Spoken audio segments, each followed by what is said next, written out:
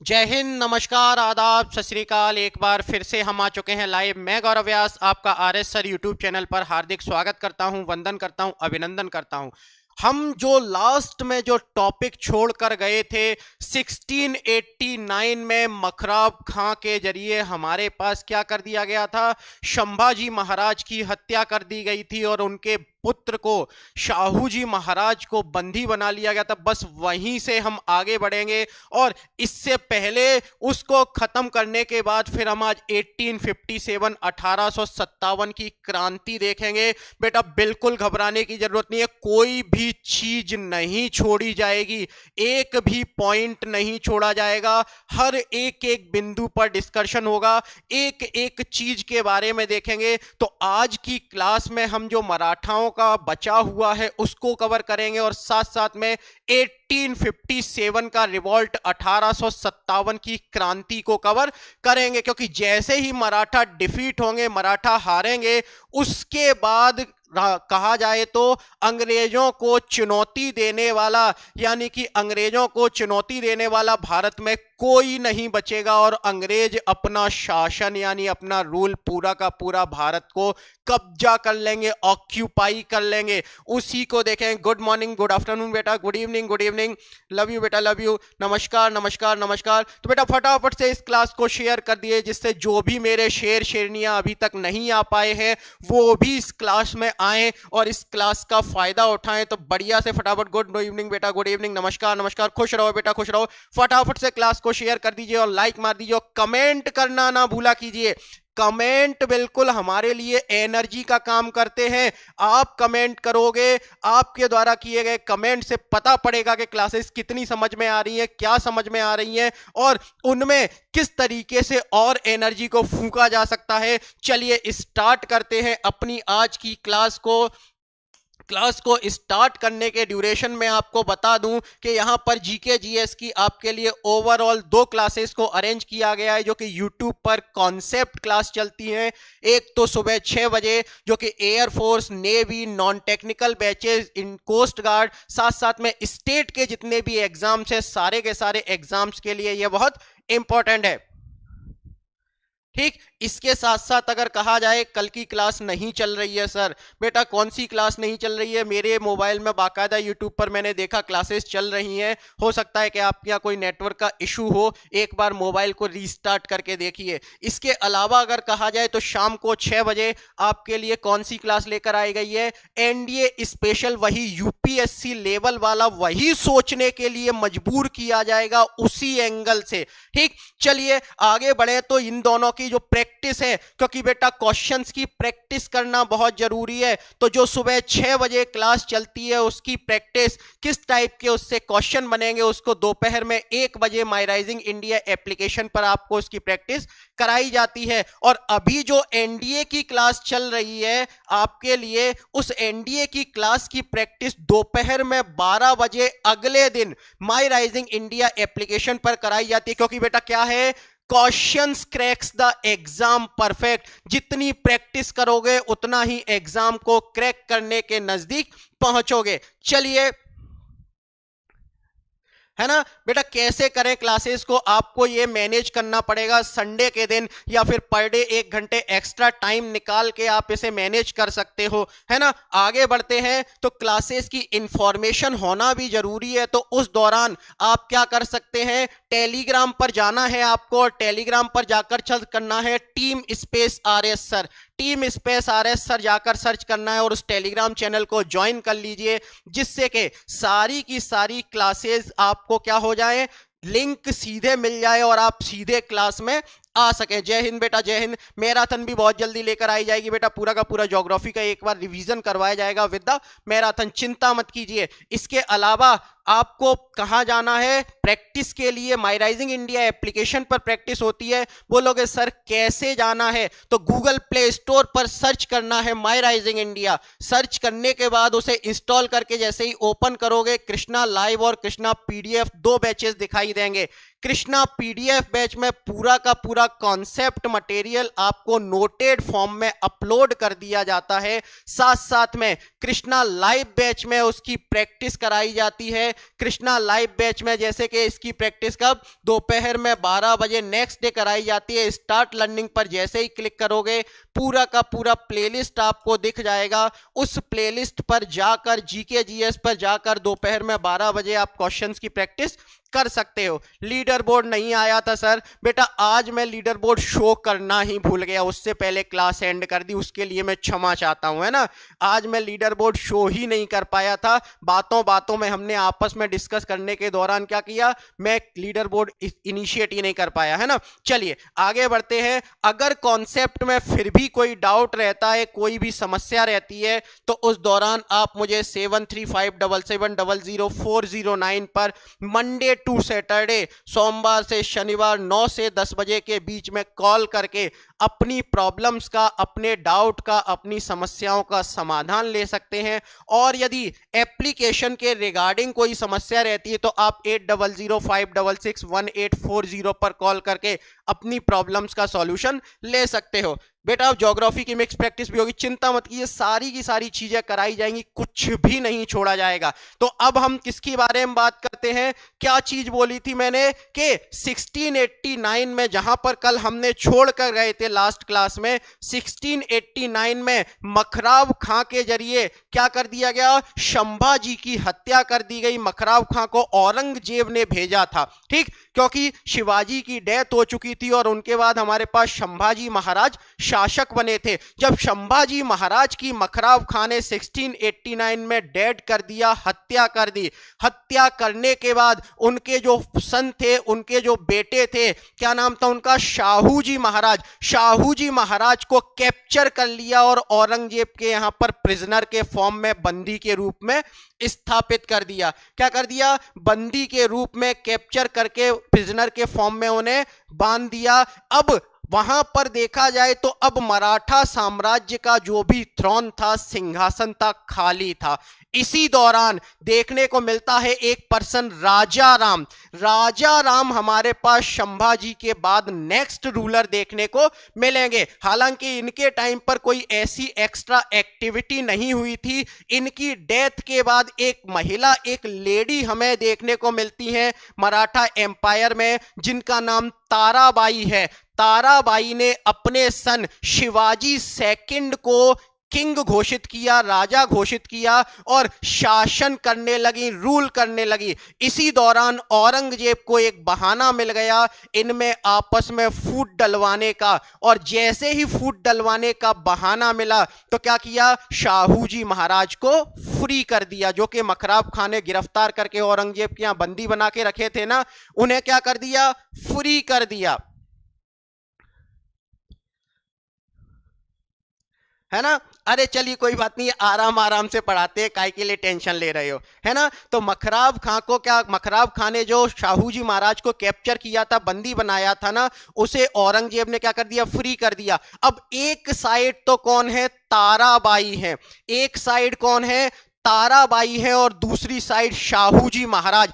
ताराबाई को सिंहासन है उनके पास और शाहूजी महाराज बोल रहे हैं कि नहीं, ये मेरा अधिकार है, मेरा राइट है, मुझे वापस करो। अब इसी दौरान यहां पर दोनों के बीच में लड़ाई होगी, फाइट होगी, बैटल होगी, और इसमें पेशवाओं और सामंतों की हेल्प से शाहूजी महाराज जीत जाएंगे। किसकी हेल्प से, पेशवा की हेल्प से शाहूजी महाराज जीत जाएंगे। और जब शाहूजी महाराज जीतेंगे,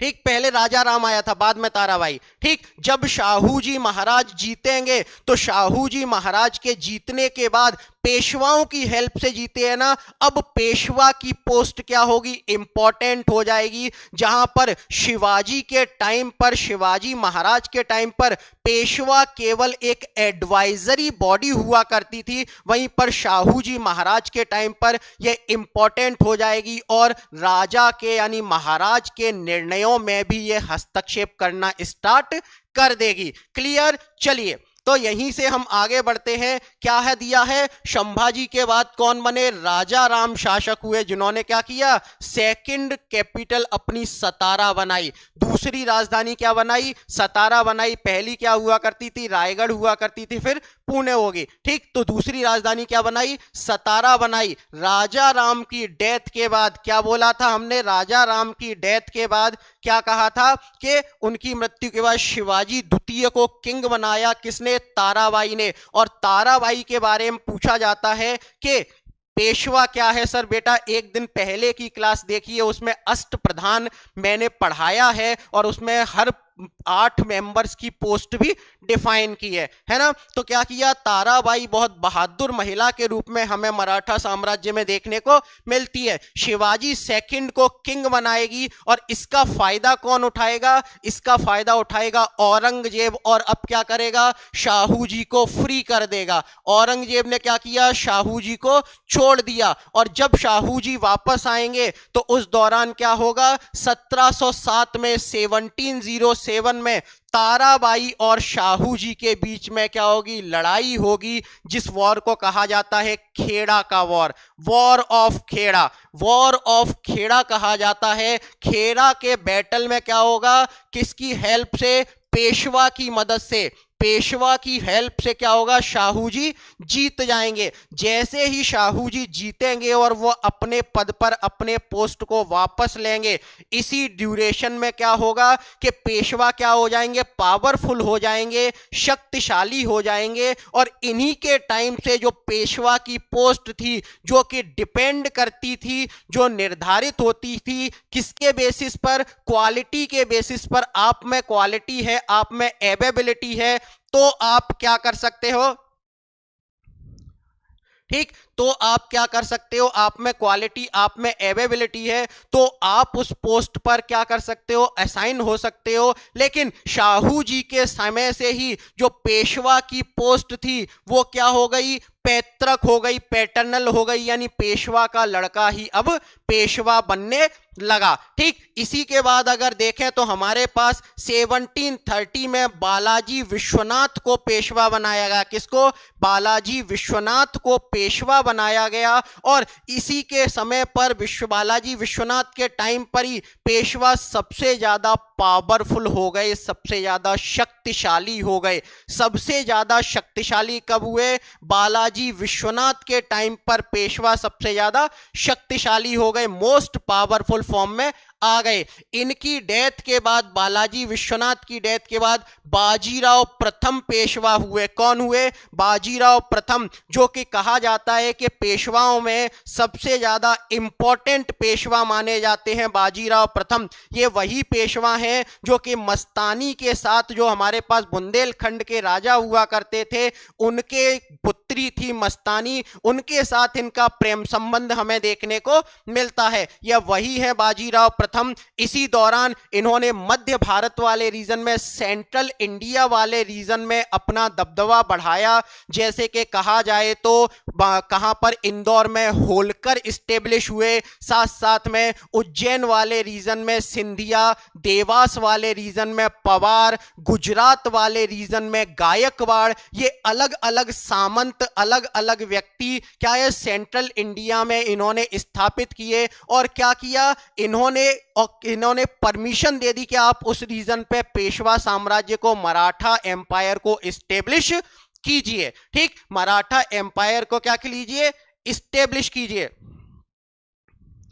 ठीक, मराठा एम्पायर को इस्टेब्लिश कीजिए। इन्होंने 1728 में किसके, हैदराबाद के निजाम उल मुल्क के साथ पालखेड़ा का वॉर किया था। किसका, पालखेड़ा का वॉर किया था 1728 में। 1728 में हैदराबाद के निजाम के साथ पालखेड़ा का वॉर किया। साथ साथ में ये दिल्ली पर भी कब्जा करने गए। कब, दिल्ली पर 1737 में। 1737 में इन्होंने दिल्ली पर हमला किया। उस टाइम पर जो दिल्ली का बादशाह हुआ करता था मोहम्मद शाह, कौन था, मोहम्मद शाह, दिल्ली छोड़कर भग गया। ठीक, दिल्ली छोड़कर भग गया। है ना, दिल्ली छोड़कर भग गया। उनने आक्रमण किया जैसे ही तो दिल्ली छोड़कर वो भग गया और दिल्ली की गद्दी उन्हें खाली मिल गई। लेकिन इसी दौरान इन्होंने वापस से उन्हें बिठाया और बिठाने के बाद ये सोचा कि हम अभी क्या करें, दिल्ली पर अपना एक पपेट रूलर को एस्टेब्लिश करें, पपेट रूलर को, कठपुतली शासक को बिठाएं, जिससे कि दिल्ली का जो भी एडमिनिस्ट्रेशन है, प्रशासन है, उसे क्या अपने अंडर में करके, उसे अपने अंडर में करके और दिल्ली तक वो क्या कर सके, अटक से कटक तक। इनका एक स्टेटमेंट हमें देखने को मिलता है, अटक से कटक तक का शासन चाहते थे ये। अटक हमारे पास नॉर्थ इंडिया में देखने को मिलता है, अफगानिस्तान वाले रीजन में, और कटक कहां पर है, उड़ीसा।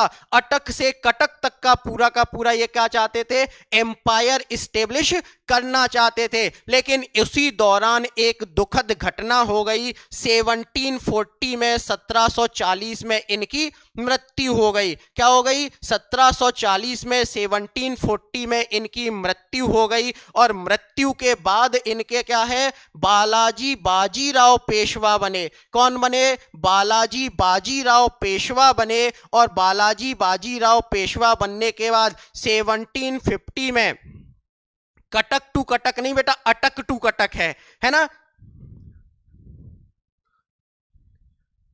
ठीक है ना। बालाजी बाजीराव पेशवा बने और उनके टाइम पर जो मोस्ट इंपॉर्टेंट ट्रिटी है, संगोला की ट्रिटी हुई थी। किसकी, संगोला की ट्रिटी हमें देखने को मिलती है बालाजी बाजीराव के टाइम पर। इन्हें क्या है हमारे पास, किस नाम से जाना जाता है, इन्हें नाना साहब भी कहा जाता है। हाँ, उड़ीसा में है कटक, ठीक। बालाजी बाजीराव को क्या कहा जाता है, नाना साहब के नाम से भी जाना जाता है। ये वो नाना साहब नहीं है 1857 वाले, ये दूसरे हैं। तो बालाजी बाजीराव पेशवा बने, जिन्हें नाना साहब के नाम से भी जाना जाता है। हैदराबाद के निजाम के साथ इन्होंने एक झलकी की ट्रिटी की थी। किसकी, हैदराबाद के निजाम के साथ इन्होंने किसकी ट्रिटी की थी, झलकी की ट्रिटी की थी, ठीक। इसी के दौरान 1761 में, 1761 में सदाशिव भाऊ हमें देखने को मिलते हैं। कौन देखने को मिलते हैं, सदाशिव भाऊ,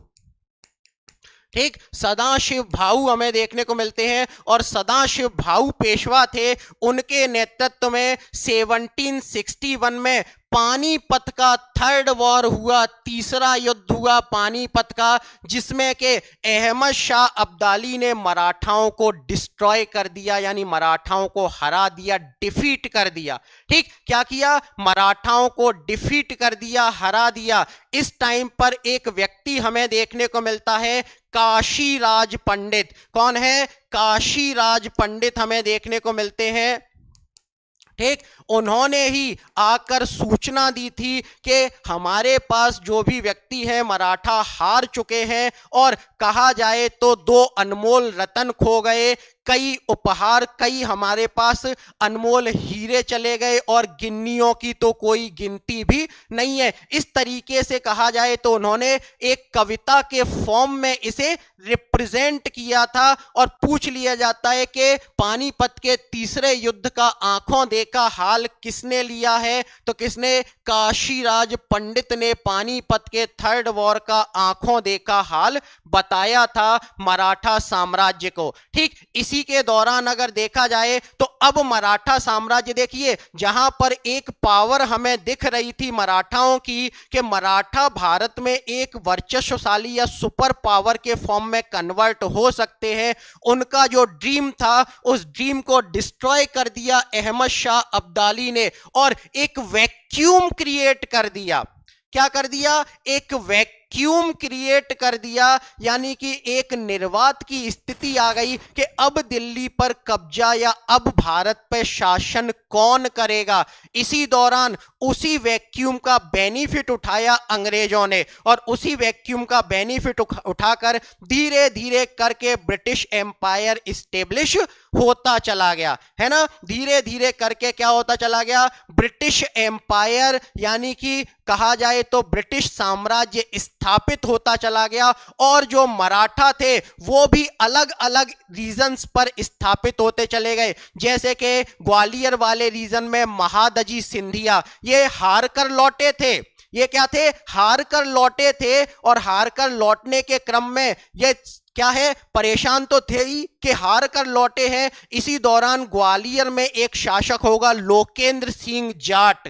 कौन होगा ग्वालियर में शासक, एक जाट शासक होगा लोकेंद्र सिंह। उसे हराएंगे और उससे ग्वालियर का किला छीन लेंगे। क्या करेंगे उससे, ठीक, उससे क्या करेंगे, ग्वालियर के किले को छीन लेंगे, है ना। मराठा आदमी क्या होगा, जब दिमाग खिसकेगा तो कुछ ना कुछ तो उत्पात मचाएगा। महादजी सिंधिया ने क्या किया, ग्वालियर का किला लोकेंद्र सिंह जाट से छीन लिया। साथ साथ में नाना फडणवीस हमें देखने को मिलते हैं। ये नाना फडणवीस गुजरात वाले रीजन में रहेंगे। होलकर डायनेस्टी कहां पर, इंदौर में स्टेब्लिश होगी। पवार वंश कहां पर, देवास वाले रीजन में स्थापित होगा। नाना फडणवीस कहां पर, गुजरात वाले रीजन में। होलकर कहां पर स्टेब्लिश होंगे, होलकर कहां पर, इंदौर वाले रीजन में, या फिर कहा जाए तो मालवा वाले रीजन में। पवार कहां पर स्टेब्लिश होंगे, पवार होंगे हमारे पास एमपी के देवास वाले रीजन में। यानी कि अब ये छोटे छोटे रीजन्स में मराठा बटना चालू हो जाएंगे, लेकिन सारे के सारे ऑर्डर मानेंगे पेशवा का। ठीक, सारे के सारे अभी भी ऑर्डर पेशवा का ही मानेंगे। अभी भी ये क्या है, पेशवा के अंडर में ही वर्क करेंगे, लेकिन अपना ऑटोनॉमस बॉडी को भी स्टेब्लिश कर लेंगे। Clear clear.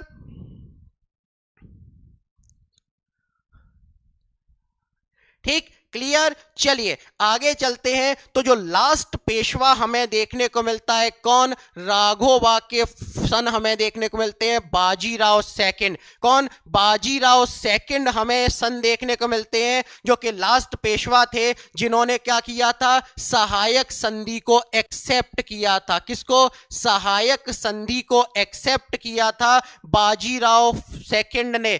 पेशवाओं में लास्ट पेशवा कौन थे, बाजीराव सेकंड थे, और जिन्होंने क्या किया था, सहायक संधि यानी सब्सिडरी अलायंस को एक्सेप्ट किया था। 1776 में पुरंदर की संधि हुई, जिसके तहत रघुनाथ राव का समर्थन क्या हुआ हमारे पास। ये जो रघुनाथ राव देखने को मिलते हैं, यही असली व्यक्ति होंगे, ये असली व्यक्ति होंगे जो कि मराठाओं की जो युद्ध नीति थी, वॉर पॉलिसी थी, उसे अंग्रेजों के पास पहुंचा देंगे। क्या करेंगे, यही वो रघुनाथ राव हैं जो कि मराठाओं की जो वॉरफेयर ट्रीटी थी, वॉरफेयर था, युद्ध नीति थी, उसे अंग्रेजों को पहुंचा देंगे। घर का भेदी लंका ढाए। ठीक, तो रघुनाथ राव को क्या करेंगे, अंग्रेज पेशवा बनाने की कोशिश करेंगे, लेकिन सहायक संधि स्वीकार करने के बाद क्या होगा, रघुनाथ राव से समर्थन वापस ले लिया जाएगा। अब इसी के बाद अब अंग्रेज क्या करेंगे, पूरा का पूरा मराठा एम्पायर को एक्वायर करने की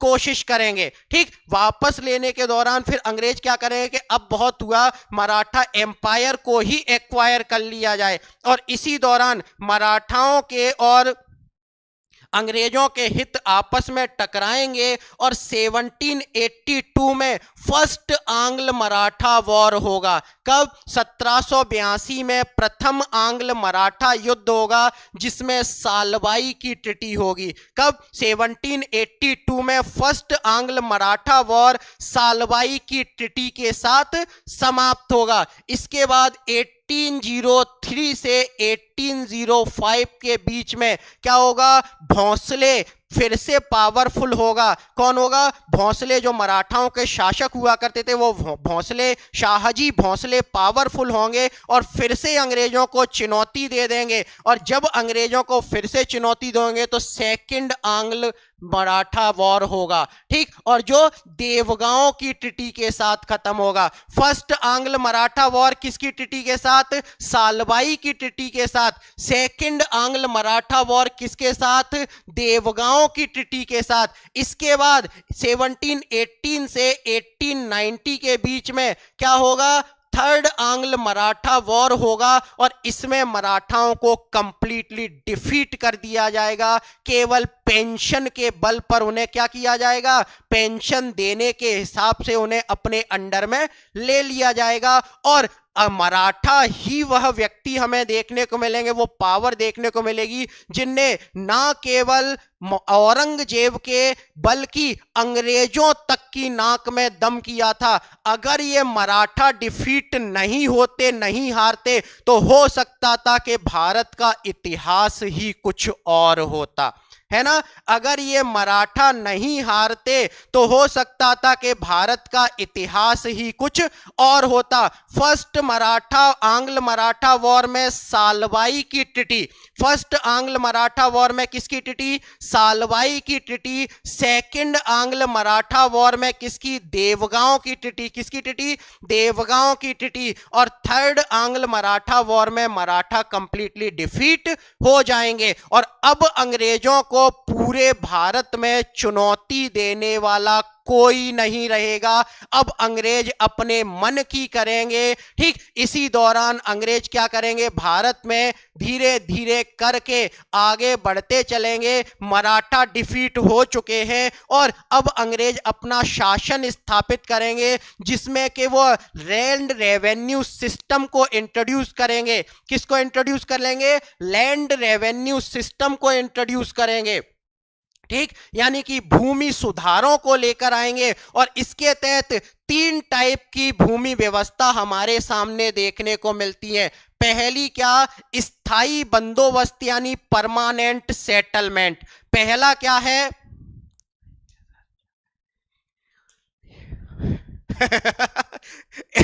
क्या बात है, एक चाय के पीछे तुम अपने देश को बेच दोगे क्या? बोल रहे हैं कुछ स्टूडेंट सर सही है, चाय पीने को मिलती है अंग्रेजों के कारण। एक चाय के पीछे देश का सौदा किया, ऐसी छोटी सोच रखने वाले व्यक्ति मेरे देश के नहीं हो सकते, है ना। तो एक चाय के पीछे मेरे देश का सौदा, मां का सौदा कोई नहीं करता है। मां मां होती है और मां के पीछे तो कई जिंदगियां कुर्बान कर दी जाती है। चाय का कप तो बहुत छोटी चीज है या कुछ भी नहीं है। चलिए आगे बढ़ते हैं। तो इसके बाद हमारे पास कब? 1819 के बाद अंग्रेज धीरे धीरे पूरे भारत में परेशान करना चालू करेंगे, जहां पर अगर कहा जाए तो वो 3 तरीके के लैंड रेवेन्यू सिस्टम लेकर आएंगे। एक लेकर आएंगे परमानेंट सेटलमेंट। क्या लेकर आएंगे? Permanent settlement. ठीक, परमानेंट सेटलमेंट का मतलब क्या है? यहां पर जमींदारी व्यवस्था को इंट्रोड्यूस किया जाएगा और जमींदारी व्यवस्था को इंट्रोड्यूस करने के बाद वो क्या करेंगे? वहां से एक्सप्लॉयटेशन किसानों का करना चालू करेंगे। दूसरा जो इंट्रोड्यूस किया जाएगा, दूसरा किया जाएगा महलवाड़ी सिस्टम। क्या? महलवाड़ी सिस्टम को इंट्रोड्यूस किया जाएगा, जिसमें क्या होगा? अंग्रेज पर्टिकुलर किसी गांव महल को क्या कहते हैं? महल मतलब गांव को कहते हैं। उस गांव के किसी एक पर्सन से कॉन्ट्रैक्ट करेंगे और वह पूरा का पूरा उनसे वसूल कर अंग्रेजों तक पहुंचाएगा। और थर्ड इंट्रोड्यूस करेंगे रैयतवाड़ी व्यवस्था को। किसको? रैयतवाड़ी सिस्टम को इंट्रोड्यूस करेंगे और इसके जरिए अंग्रेज डायरेक्ट सीधे एक्सप्लॉयटेशन किसानों का करना चालू कर देंगे। यानी कि फार्मर्स और साथ साथ में लेबर यानी मजदूर और किसानों में अब अंग्रेजों में के प्रति असंतोष व्याप्त हो जाएगा। अब वो भी अंग्रेजों से बुरा मानने लगेंगे, उनसे चिढ़ने लगेंगे। इसी के दौरान 1857 में हमें यह देखने को मिलता है कि एक पर्सन देखने को मिलते हैं जिनका नाम हमें देखने को मिलता है दादा भाई नेरोजी। कौन देखने को मिलता है? दादा भाई नेरोजी। दादा भाई नेरोजी ने एक बुक लिखी।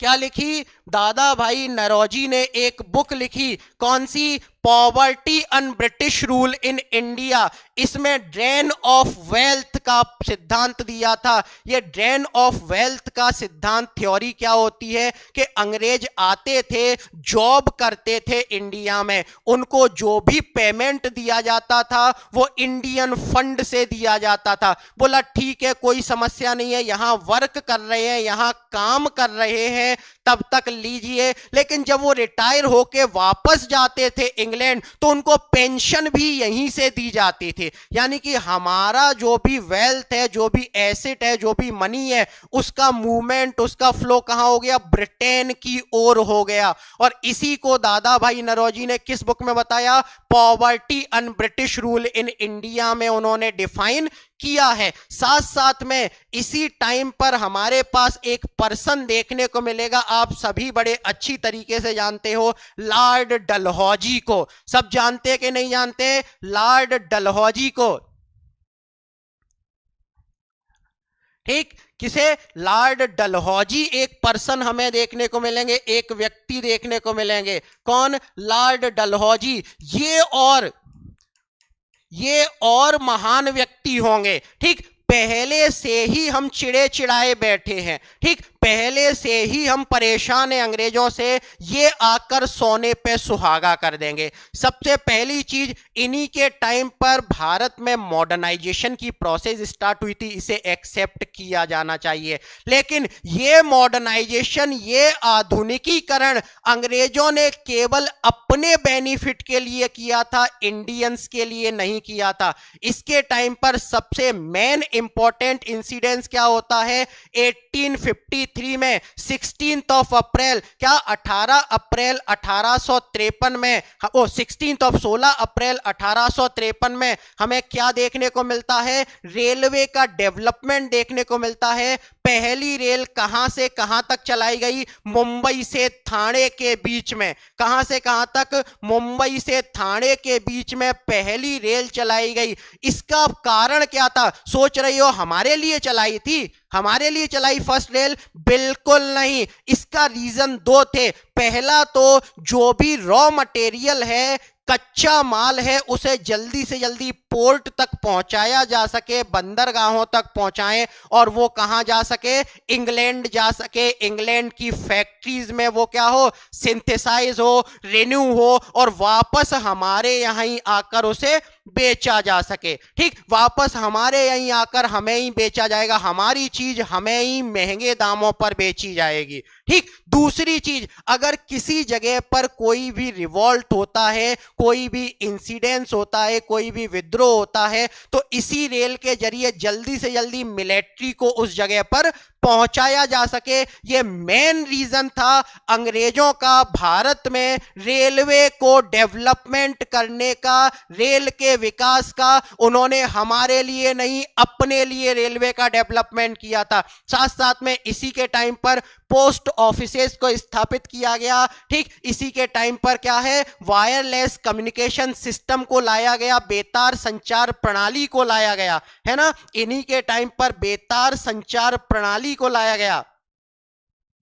ठीक, क्लियर? क्लियर? तो क्या है, अंग्रेज कभी नहीं चाहते थे, लेकिन चलिए हम झेल रहे थे, कोई बात नहीं है। अब डलहौजी साहब ने देखा कि भैया ये तो झेलते ही जा रहे हैं, बड़ी अच्छी कैपेसिटी है इनकी झेलने की। इसी दौरान एक रूल लेकर आएंगे जिसे कहा जाता है हड़प नीति, या फिर व्यपगत सिद्धांत, या फिर डॉक्ट्रिन ऑफ लैप्स। क्या लेकर आएंगे? हड़प नीति, व्यपगत सिद्धांत या डॉक्ट्रिन ऑफ लैप्स लेकर आई जाएगी। और जिसके तहत कहा जाए तो हमारे पास सतारा, क्या? सतारा,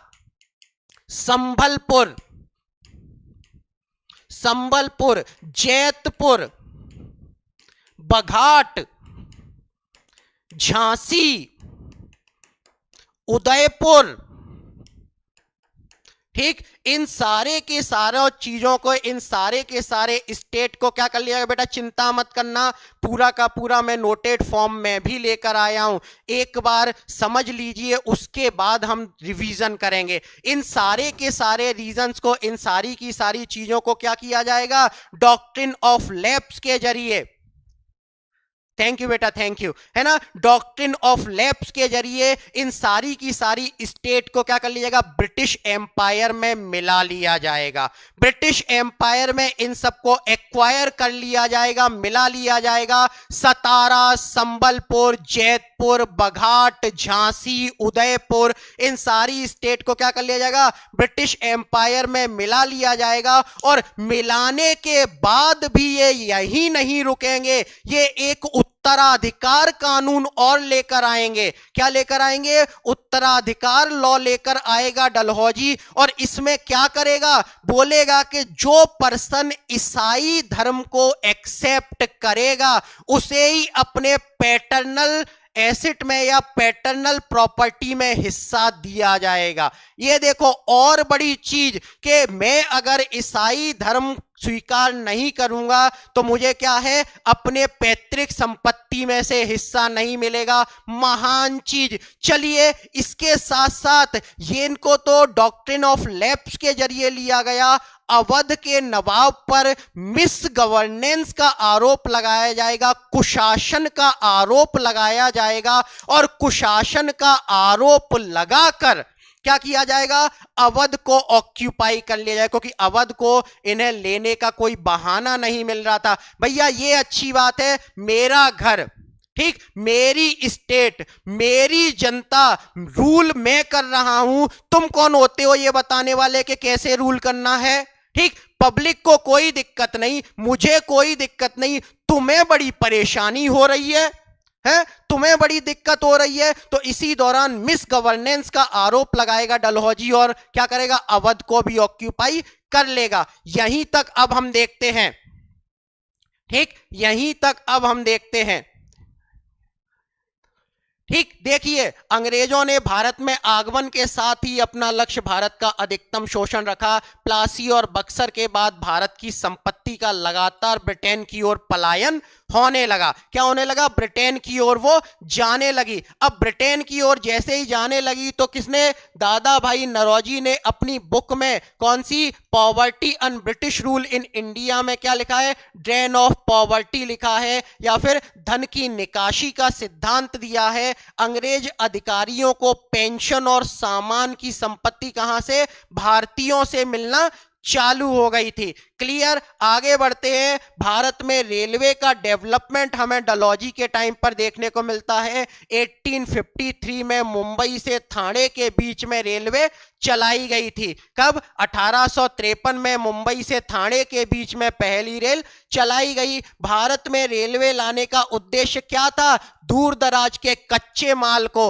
रॉ मटेरियल को कहां तक? पोर्ट तक पहुंचाया जा सके, और अगर कहीं रिवॉल्ट की कंडीशन होती है तो क्या हो? वहां से सैनिकों को आसानी से, सोल्जर्स को एक जगह से दूसरी जगह ले जाया जा सके। क्लियर हो रहा है कि नहीं हो रहा है? क्लियर हो रहा है कि नहीं हो रहा? वही पूरी कहानी के फॉर्म में आगे बढ़ते हैं। भू राजस्व व्यवस्था में भी परिवर्तन किया गया। क्या? किसानों और मजदूरों का एक्सप्लॉयटेशन होना चालू हो गया। इसमें क्या किया? स्थायी बंदोबस्त लाया गया, परमानेंट सेटलमेंट लाया गया, और ये 19% लैंड पर लागू थी। 19% भाग पर हमें देखने को मिलता है। परमानेंट सेटलमेंट इंडिया में कितने परसेंट पर? 19% पार्ट पर हमें देखने को मिलता है। 19% भाग पर परमानेंट सेटलमेंट। साथ साथ में अगर कहा जाए तो मद्रास में 12 महल के कैप्टन कौन?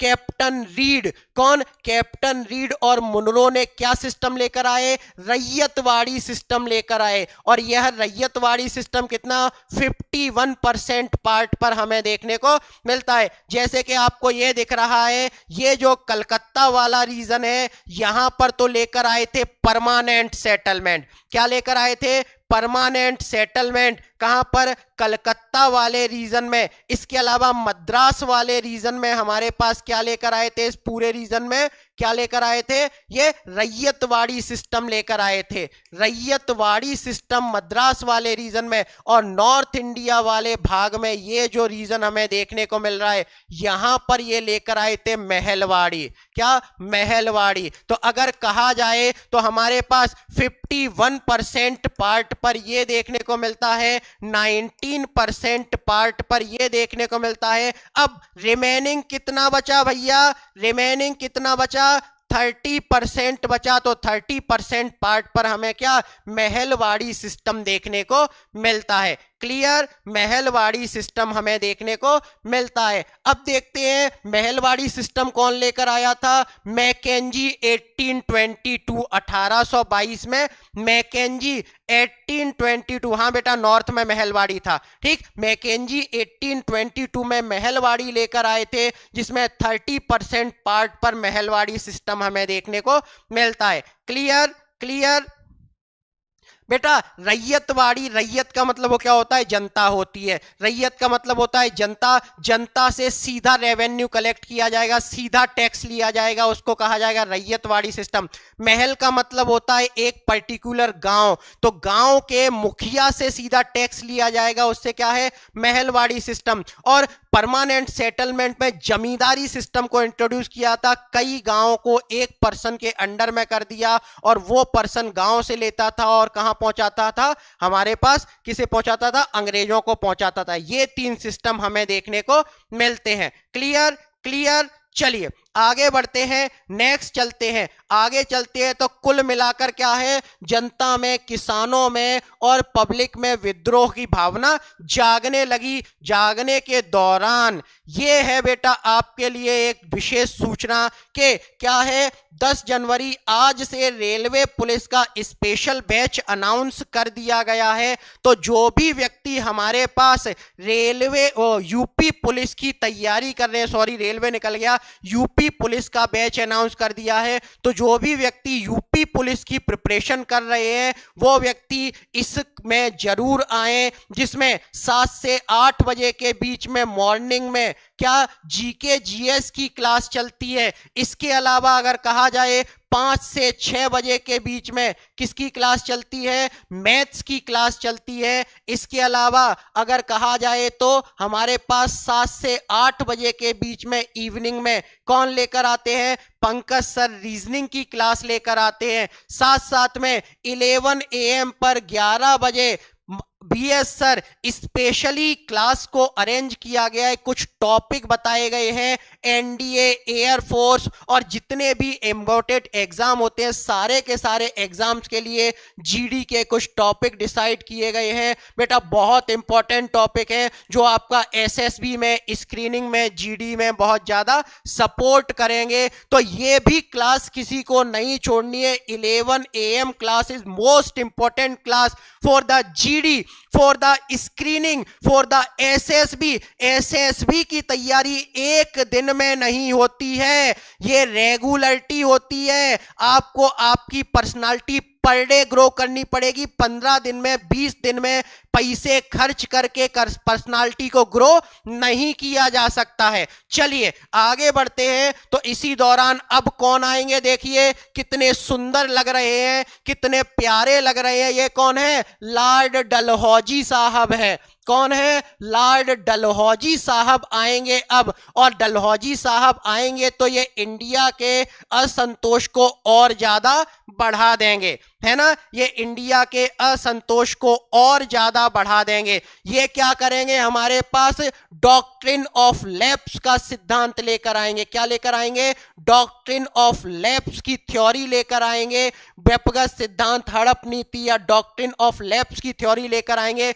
इसमें क्या करेंगे, मैंने क्या बताया था, सतारा, संबलपुर, जैतपुर, झांसी, ठीक, ये पूरे के पूरे रीजन को क्या करेंगे, अधिग्रहित करेंगे। सतारा, जैतपुर, संबलपुर, बघाट, झांसी, उदयपुर, इनको क्या कर लेंगे, अपने अंडर में ले लेंगे, एक्वायर कर लेंगे। एक्वायर करने के बाद ये अवध के नवाब पर, यहां पर हमारे पास अवध देखने को मिलता है, अवध के नवाब पर क्या लगाएंगे, मिस गवर्नेंस का आरोप लगाएंगे। लेकिन यही चीज एक कदम आगे हमें देखने को मिलेगी एनडीए का लेवल के किसकी सलाह पर लगाया था ये मिस गवर्नेंस का, तो आउट्रम की सलाह पर। किसने सलाह दी थी मिस गवर्नेंस का आरोप लगाने की, आउट्रम की सलाह पर मिस गवर्नेंस का आरोप लगाया था।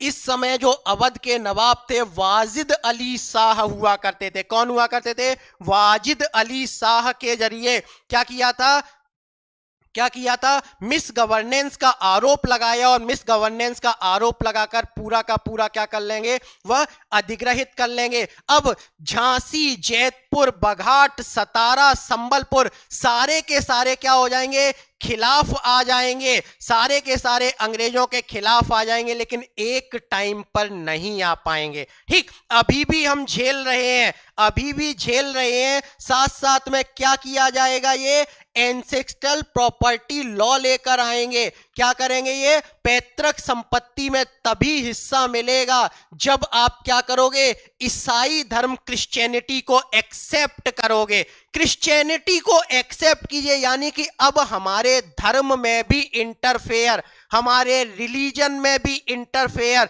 साथ साथ में हमारे यहां पर एक कहा जाए तो एक ट्रेडिशन हुआ करता था कि समुद्र पार जाना एक सिन माना जाता था, पाप माना जाता था। ठीक, समुद्र के पार जाना एक सिन माना जाता था, पाप माना जाता था। और ये क्या कर देंगे, कंपलसरी कर देंगे कि हमारे जो भी सैनिक हैं, जो भी ब्रिटिश आर्मी में वर्क कर रहे हैं इंडियन, उन्हें समुद्र पार जाना पड़ेगा। और समुद्र पार जाना पड़ेगा तो अब क्या होगा, सैनिक भी धीरे धीरे खिलाफ होना चालू हो जाएंगे। लेकिन कोई दिक्कत नहीं है, इसी दौरान जनवरी, कब, जनवरी 19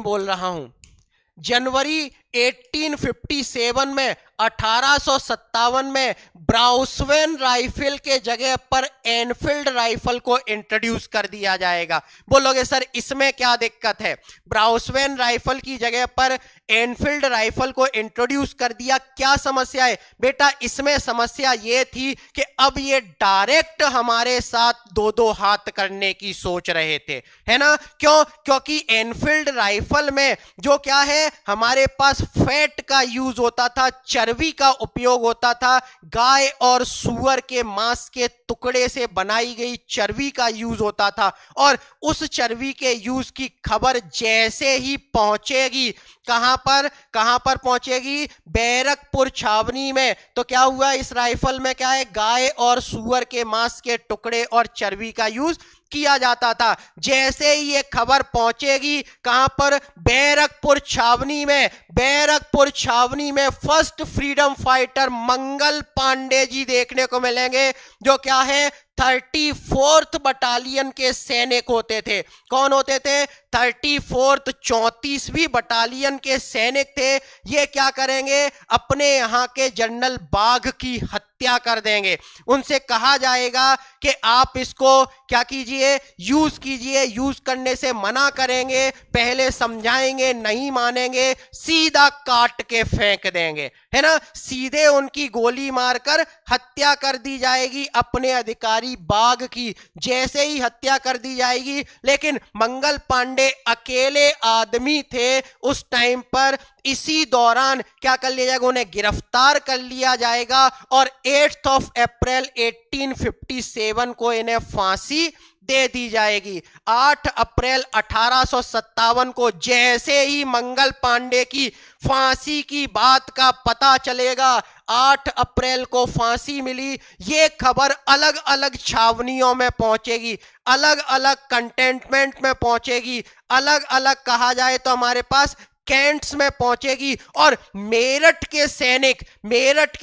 क्या करेंगे, जैसे ही ये बात छावनियों में पहुंचेगी, मेरठ के 10th सैनिक 10 मई को मेरठ की छावनी ने क्या कर दिया, दिल्ली पर हमला कर देंगे। कौन सी? 20th बटालियन के सैनिक हमें देखने को मिलते थे। 10 मई 1857 को क्या किया जाएगा, दिल्ली की छावनी पर हमला कर दिया जाएगा मेरठ के सैनिकों के जरिए, और वहां पूरे के पूरे दिल्ली के पुलिस स्टेशन को लूट लिया जाएगा। और लूटने के बाद क्या किया जाएगा, वहां पहुंचकर दिल्ली के लाल किले के पास पहुंचकर क्या कहेंगे, हमारा नेता कैसा हो, बहादुर शाह जफर जैसा हो। यानी कि 1857 के रिवॉल्ट में किसी भी तरीके से किसी धर्म ने कहीं भी आड़े नहीं आया। जहां पर अभी तक मुगलों को यानी कि मुगल्स को हम आउटसाइडर समझ रहे थे, अब मुगल को हम क्या है, अपना राजा समझ रहे हैं, अपना किंग समझ रहे हैं, अपना एम्परर समझ रहे हैं। बहादुर शाह जफर को अपना नेता लीडर घोषित कर देंगे। बहादुर शाह जफर की एज उस टाइम बहुत ज्यादा थी, उन्हें तो पता भी नहीं था कि क्या हो रहा है। जैसे ही वो चिल्लाना चालू किए, उठ के आए कि भैया क्या हो गया, बोले हमारा नेता कैसा हो, बहादुर शाह जफर जैसा हो। इनका दिमाग खराब। हे भगवान, अब क्या हो गया, अब क्या हो गया। देखा ब्रिटिश सैनिक और मुझे नेता घोषित कर रहे हैं, क्या समस्या हुई। तब वहां पर एक व्यक्ति हमें देखने को मिलता है, बख्त खां। क्या देखने को मिलता है, बख्त खां देखने को मिलता है। उन्होंने इन्हें पूरी सूचना दी और बख्त खां ने दिल्ली में क्या किया, दिल्ली वाले रीजन में, ये रहे बख्त खां, ये है बख्त खां, ठीक, दिल्ली वाले रीजन में,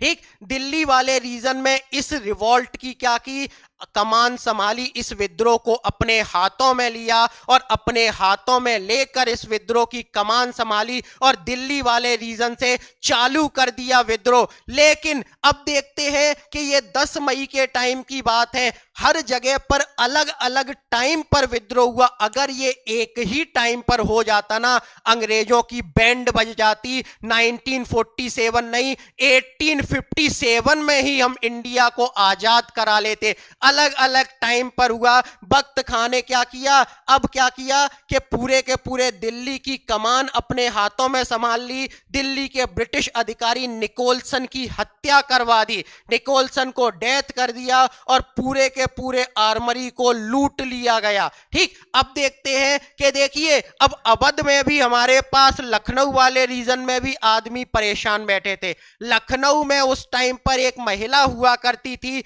कौन हुआ करती थी, बेगम हजरत महल। लखनऊ वाले रीजन में कौन, बेगम हजरत महल। अब जैसे ये बात लखनऊ पहुंचेगी, बेगम हजरत महल इस क्रांति में कूद पड़ेंगी। अपने क्या कहा जाए, न्यूली बॉर्न बेबी को, नववयस्क कहा जाए तो नवजात शिशु बिरजिस कादिर को, कौन था, बिरजिस कादिर, बिरजिस कादिर को नवाब घोषित करेंगी और लखनऊ वाले रीजन में अंग्रेजों की फुटबॉल बनाना चालू कर देंगी। अब देखिए मराठा जो अपना अपमान सहे थे 1819 में, थर्ड आंग्ल मराठा वॉर में, वो भी परेशान बैठे थे। उसी दौरान हमारे पास आते हैं कानपुर वाले रीजन में, कानपुर वाले रीजन में बाजीराव सेकंड के दत्तक पुत्र हमें देखने को मिलते हैं, अडॉप्टेड सन देखने को मिलते हैं। कौन, नाना साहब। कौन देखने को मिलते हैं, नाना साहब देखने को मिलते हैं, बाजीराव सेकंड के अडॉप्टेड सन। और नाना साहब ने कानपुर वाले रीजन में क्या किया, कानपुर वाले रीजन में तात्या टोपे जी के साथ, ये रहे नाना साहब, तात्या टोपे जी के साथ मिलकर अंग्रेजों की बैंड बजाना चालू कर दी, है ना। अब आगे चलते हैं तो तात्या टोपे जी का रियल नेम, वास्तविक नाम पूछ लिया जाता है, क्या है, रामचंद्र पांडुरंग। तात्या टोपे जी के साथ बैंड बजाना नाना साहब चालू करेंगे। इसके अलावा नाना साहब के एक और वफादार हुआ करते थे जो नॉर्मली हर किताबों में नहीं देखने को मिलते हैं, अहमद उल्लाह। कौन थे, अहमद उल्लाह। इन पर उस टाइम पर 1857 में 50,000 रुपए का इनाम घोषित किया गया था अंग्रेजों के जरिए। किसके जरिए, 1857 में अंग्रेजों के जरिए अहमद उल्लाह साहब पर 50,000 का इनाम घोषित किया गया था, 50,000 रुपए का इनाम घोषित किया गया था, है ना। क्लियर है, नाना साहब जी भी कूद गए, तात्या टोपे जी भी कूद गए। अब तात्या टोपे जी पूरे सेंट्रल इंडिया को यूनाइट करने की कोशिश करेंगे, पूरे के पूरे मध्य भारत को क्या करेंगे, ऑक्कायर करने की, एकजुट लाने की कोशिश करेंगे। ये पूरे के पूरे, जैसे कि देवास वाले रीजन में, झांसी वाले रीजन में, इंदौर वाले रीजन में, बुंदेलखंड वाले रीजन में, सारे के सारे रीजन में दौरा करेंगे, घूमेंगे और सबको समझाएंगे और सबको एक छत के नीचे लाने का प्रयास करेंगे, लेकिन सफल नहीं रहेंगे, लेकिन सफल नहीं रहेंगे। आगे बढ़ते हैं तो इलाहाबाद वाले रीजन में हमारे पास क्या देखने को मिलता है। देखिए अभी लड़ाई चल रही है, तात्या टोपे बैकग्राउंड में वर्क कर रही है। इलाहाबाद में जैसे ही ये खबर पहुंचती है तो उस टाइम पर एक मौलवी साहब होते हैं लियाकत अली। कौन? लियाकत अली मौलवी साहब होंगे। वो क्या करेंगे? इलाहाबाद में विद्रोह कर देंगे, लेकिन कर्नल नील के जरिए इस विद्रोह को क्या कर दिया जाएगा? दबा दिया जाएगा। बिहार वाले रीजन में बाबू कुंवर सिंह, देखिए बिहार वाले रीजन में कौन देखने को मिलते हैं? बाबू कुंवर सिंह ने अंग्रेजों को बड़ी खतरनाक चुनौती दी थी, अंग्रेजों की फुटबॉल बनाई थी। ईमानदारी से 1857 में अंग्रेजों को यह लगा था कि भैया अब तो हमारा साम्राज्य खत्म होने ही वाला है, लेकिन क्या हुआ था, क्या समस्या रही कि पहली चीज तो एक साथ नहीं हुआ। दूसरी चीज क्या देखने को मिलती है? दूसरी चीज ये देखने को मिलती है कि जो लोकल जमींदार थे उन्होंने क्या किया? साथ नहीं दिया जनता का। ठीक, कुछ ही जमींदारों ने साथ दिया। इसी दौरान बुंदेलखंड वाले रीजन में हमें देखने को मिलता है रानी झांसी। झांसी की रानी का क्या किया था? उत्तराधिकार कानून के जरिए हड़प लिया था। क्या कर लिया था? हड़प लिया था उत्तराधिकार के, क्योंकि इनका पुत्र की मृत्यु हो गई थी और इन्होंने एक सन को एडॉप्ट किया था। और एडॉप्शन कब माना जाएगा? जब वो क्या एक्सेप्ट करेंगे? ईसाई धर्म को एक्सेप्ट करेंगे। तो इसी के कारण इनका पूरा का पूरा राज्य हड़प लिया। झांसी रानी कूद पड़ी, सबसे पहले पहुंचेंगी ग्वालियर वाले रीजन में। क्या है? ग्वालियर वाले रीजन में पहुंचकर क्या करेंगी? पूरा का पूरा ग्वालियर को अपने अंडर में लेंगी। सिंधिया वहां के शासक हुआ करेंगे, उन्हें डिफीट करेंगी, उन्हें हराएंगी। ठीक, हराने के बाद जनरल यूरोज देखने को मिलेंगे, सर यूरोज देखने को मिलेंगे, जिनसे इनकी लड़ाई होगी। सर यूरोज देखने के बाद इनसे इनकी लड़ाई होगी और लड़ाई होने के बाद ये क्या देखने को मिलेगा कि इन्हें सर यूरोज के जरिए कब? 18 जून 1858 में, 1858 में 18 जून को क्या कर दिया जाएगा? डेथ कर दी जाएगी, इनकी हत्या कर दी जाएगी। लेकिन सर यूरोज ने इनकी तारीफ की थी। क्या कहा था? मुझे भारत में एक ही मर्द मिला, वो भी एक महिला के रूप में, रानी झांसी। ठीक, मुझे पूरे भारत में केवल एक ही मर्द मिला, वो भी किस रूप में? महिला के रूप में। और खूब लड़ी मर्दानी, वो तो झांसी वाली रानी थी। ठीक, झांसी की रानी की इतनी बड़ी अगर कहा जाए तो इन्हें फेमस करने के पीछे का जो हाथ दिया जाता है क्या है? सुभद्रा कुमारी चौहान को दिया जाता है। सुभद्रा कुमारी चौहान अगर इन पर कहा जाए तो कविता नहीं लिखती तो शायद आज झांसी की रानी को हम इतने गर्व के साथ पूरे भारत में नहीं पढ़ रहे होते। क्या कहा है? क्या कहा है इन्होंने कि खूब लड़ी मर्दानी, वो तो झांसी वाली रानी थी। सिंहासन हिल उठे राजवंशों ने भुकटी तानी थी। बूढ़े भारत में भी आई फिर से नई जवानी थी। चमक उठी सन 57 में वो तलवार पुरानी थी। और बुंदेलों हरवोलों के मुंह हमने सुनी कहानी थी। खूब लड़ी मर्दानी, वो तो झांसी वाली रानी थी। ये इस कविता के जरिए इन्होंने रानी झांसी को बहुत फेमस कर दिया। नहीं तो शायद जैसे और हमारे वीर सैनिक खो गए इतिहास में, हो सकता था कि झांसी रानी भी आज इतिहास के किसी पन्ने में दबकर रह जाती। लेकिन अब क्या हुआ? इसी दौरान विद्रोह को क्या कर दिया गया? दबा दिया गया, सैनिकों के बल पर दबा दिया गया। और जैसे ही विद्रोह को दबाया गया वो हारते चले गए। अलग अलग टाइम पर हुआ, राष्ट्रीय भावना का अभाव था। तो इस दौरान मौके की नजाकत को समझते हुए नाना साहब और बेगम हजरत महल कहां चले गए? नेपाल निकल लिए। नाना साहब और बेगम हजरत महल कहां? नेपाल निकल लिए। और तात्या टोपे साहब को क्या है? विश्वासघाती या फिर कहा जाए तो गद्दार मानसिंह ने पकड़वा दिया। क्या, किसने पकड़वाया? गद्दार मानसिंह ने। किस रीजन पर पकड़वाया, कहां पर, ग्वालियर वाले रीजन के पास अगर कहा जाए तो शिवपुरी पड़ती है एक जगह, वहां पर पकड़वा दिया और पकड़ने के बाद इन पर मुकदमा चलाया गया और इन्हें क्या कर दिया गया, वहीं पर फांसी दे दी गई।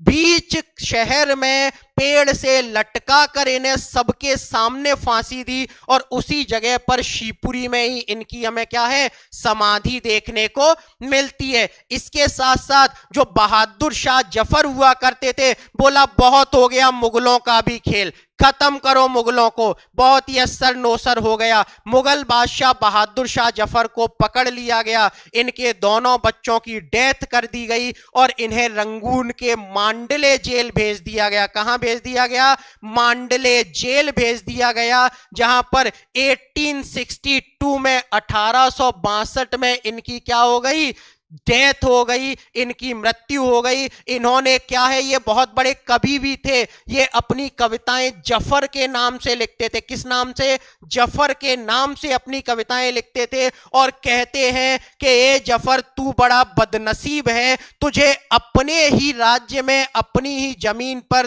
2 गज जमीन नसीब नहीं हुई।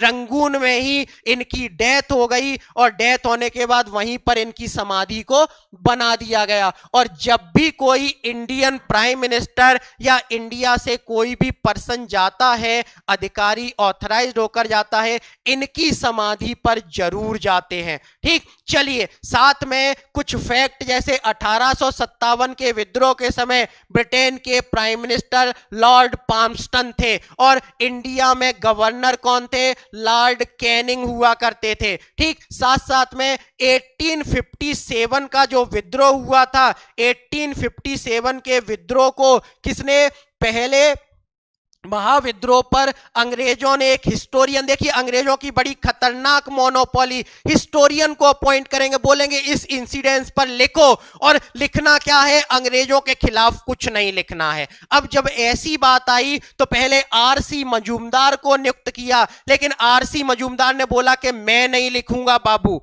ठीक, कुछ भी कर लो, मेरे बस की बात नहीं है। ठीक, तो इसी के बाद इनके मना करने पर एस.एन. सेन को सरकारी इतिहासकार बनाया गया। आरसी मजूमदार ने एक स्टेटमेंट दिया है कि 1857 का जो भी रिवॉल्ट था, जो विद्रोह था, वो ना तो प्रथम था, ना ही राष्ट्रीय था और ना ही स्वतंत्रता संग्राम था। क्या कहा है, ना तो वह प्रथम था, ना ही राष्ट्रीय और ना ही वह क्या है, स्वतंत्रता संग्राम था। ठीक, ये स्टेटमेंट पूछ लिया जाता है, किसका था, आरसी मजूमदार का था। ठीक, अब जब एस.एन. सेन ने बुक लिखी है ना, एस.एन. सेन ने जो बुक लिखी उसका नाम है 1857। क्या नाम है, 1857 ही है उनकी बुक का नाम। जबकि बी.डी. सावरकर जो हमें देखने को मिलते हैं, उन्होंने कहा था कि ये इंडिया का प्रथम स्वतंत्रता संग्राम है। क्या बी.डी. सावरकर ने इसे एक्सेप्ट किया, first revolution of the India, first independence war, first war of independence, और इन्होंने the first war of independence नाम की एक बुक को डिफाइन किया, एक किताब लिखी। अशोक मेहता हमें देखने को मिलते हैं जिन्होंने ग्रेट रिवेलियन बुक को डिफाइन किया। इस इंसिडेंस पर क्या किया, ग्रेट रिवेलियन बुक लिखी। लेकिन हमारी सबसे बड़ी सफलता अगर देखी जाए तो उस टाइम पर ब्रिटिश सांसद हुआ करते थे बेंजामिन डिज़रायली, ब्रिटेन में सांसद हुआ करते थे बेंजामिन डिज़रायली। इन्होंने इस इंसिडेंस को, इस घटना को एक्सेप्ट किया कि ये क्या था, नेशनल रिवेलियन था, स्वतंत्रता या राष्ट्रीय विद्रोह। इन्होंने इसे एक्सेप्ट किया, नेशनल रिवोल्ट इसे एक्सेप्ट किया, बेंजामिन डिज़रायली ने इसे एक्सेप्ट किया। साथ साथ में अगर कहा जाए तो 1857 के बाद अंग्रेजों को मजबूर होना पड़ा और मजबूर होकर उन्हें अपनी पॉलिसीज को चेंज करना पड़ा, और चेंज करने के दौरान 1858 का 1858 का क्या आएगा, अधिनियम आएगा, और इस अधिनियम को इलाहाबाद के मिंटो पार्क में पढ़ा गया, लॉर्ड कैनिन ने पढ़कर सुनाया और ईस्ट इंडिया कंपनी के सारे क्या ईस्ट इंडिया कंपनी के सारे जो राइट थे उन्हें फिनिश कर दिया गया और अब सीधा गवर्न कौन करेगा? ब्रिटेन की महारानी के जरिए इंडिया की जनता को गवर्न करना चालू कर दिया गया। लेकिन ये भी